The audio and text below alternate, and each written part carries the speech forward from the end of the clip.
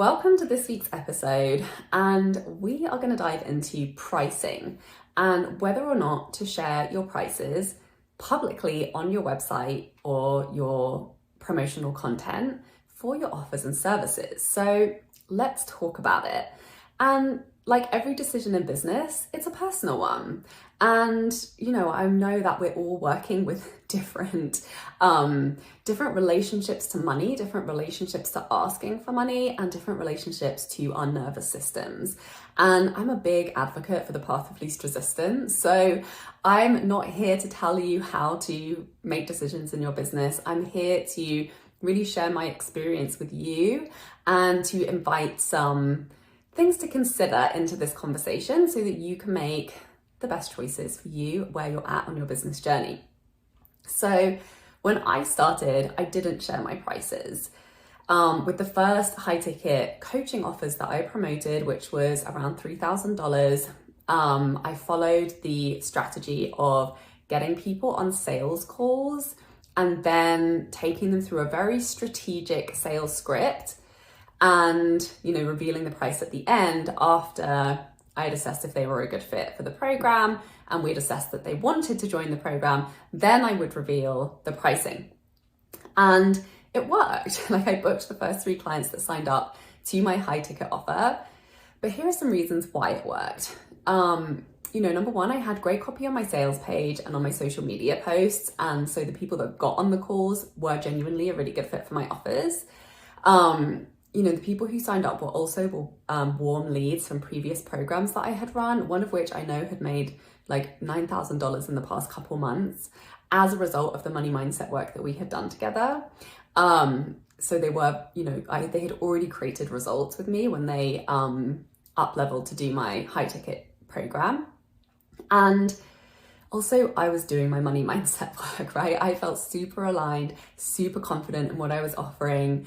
And even if the sales process felt nerve-wracking for me in selling high ticket for the first time, there were a lot of actions strategically, mindset, energetically, just in the client lead generation process that were really stacked in my favor for that to work for me.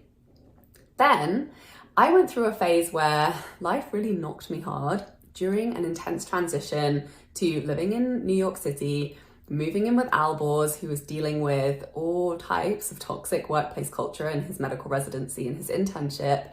And, my confidence really took a hit. I was changing up a lot of things in my business just to account for the very different financial pressures that I was experiencing having moved from Montreal to New York, where my rent literally tripled and I was just forced to shift everything around in the way that I was spending, both in my business and in my personal life. And a lot of things started to move in my business. And I started, attracting people who weren't quite the right fit for me. And I got a string of no's when I was on sales calls. And, this really inspired me to go deep on my business, my content, and my sales strategy and really master what I was doing. Because to be honest with you, the mindset and the energy management piece was actually really challenging for me at that point, just because I was experiencing so many different stresses from so many different directions. So I hired a mentor who specialized in content strategy, and I went deep in really getting good and clear at communicating what I wanted to help clients with in my business.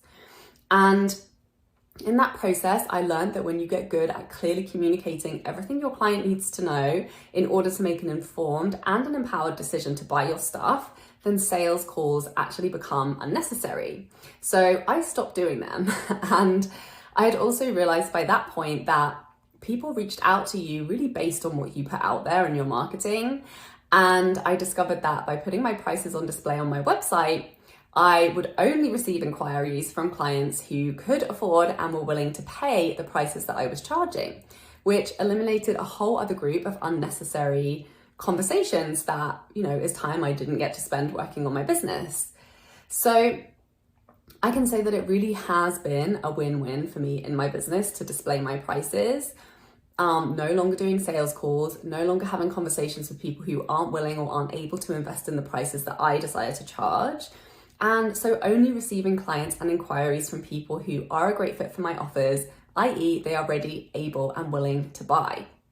So why would you not display your prices?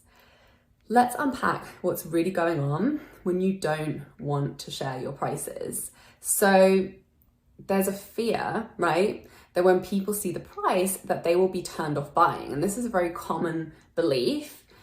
And really what you're saying underneath that fear is that clients will question the value of your offers, or they will not agree with whatever value or price point you have chosen to value your offer at. So, yes, obviously getting rejected doesn't feel good, right? Getting that string of no's from those sales calls didn't feel good to me, which really inspired me to get better at selling. And it's actually okay for clients to question the value of your offers. And it's also okay for clients to not agree with the price point that you have chosen to value your offer at. As a reminder, again, business decisions are completely personal. And it's also totally a normal part of the buying process. And it's actually, your job to demonstrate and communicate the value of your offer. And, one thing I've learned is that you really can charge whatever the hell you want in your business. I have put my prices up over and over and over and over again, simply because I wanted to. And, I found clients at every single price point. So know this, if people aren't buying, it is not because of your prices. It's simply a communication gap, which means you're not successfully communicating what you can do for your client and why it will be valuable to them. And you're not communicating that in a way that's really landing with the people who are a good fit for your offer. Because when that happens and that starts happening, the clients just start showing up, and they show up consistently.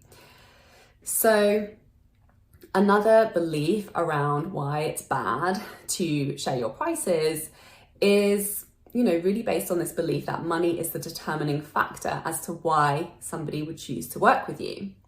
And, yes, of course, I'm not denying that money is a really important factor that drives our buying decisions, but it is not the determining factor.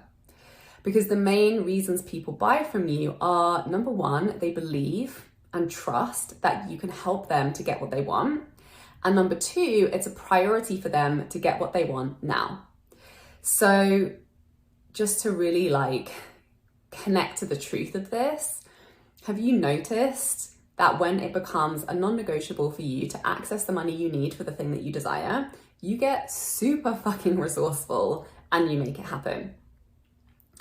And, just what examples come to mind for you around this, whether or not you were resourceful in a good way and you hustle to create the money, or you put it on a credit card. When you really want something, you make it happen. When that is a top priority for you, you will move heaven and high water to get the thing that you need.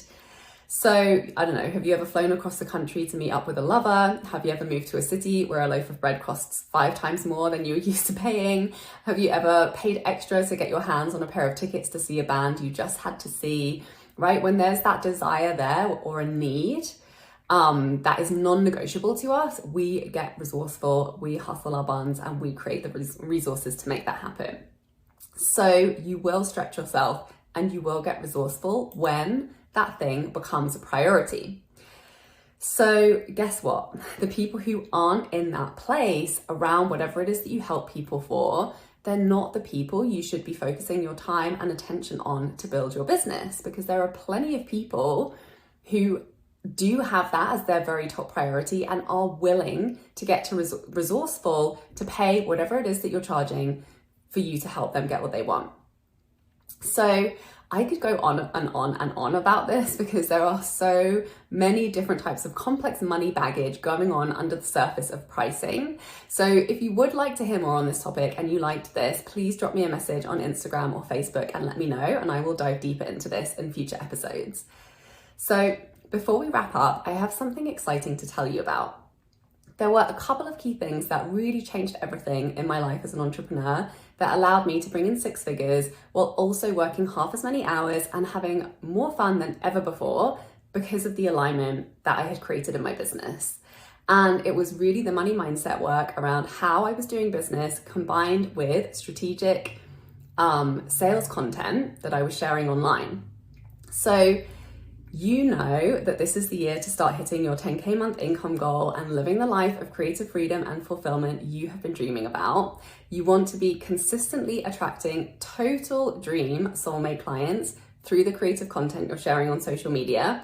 And you want to be reaching more people, charging higher prices, and working much less in your business so that you can enjoy your life.